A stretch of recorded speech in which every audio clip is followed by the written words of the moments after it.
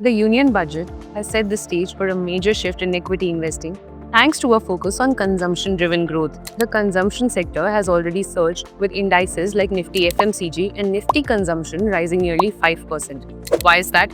Tax relief to middle class is expected to boost disposable income.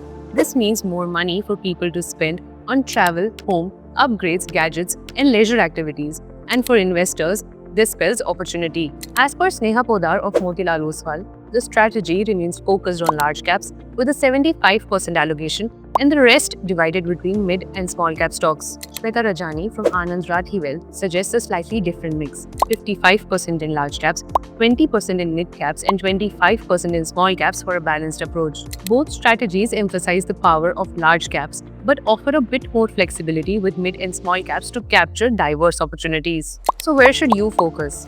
Consumption driven sectors like FMCG, auto, tourism, and e commerce are the hotspots for this year. Some top picks to consider include Trent, Zomato, DMart, Bajaj Auto, Titan, Indian Hotels, and even Nykaa. These stocks stand to benefit from increased consumer spending. Another key sector is banking and financial services.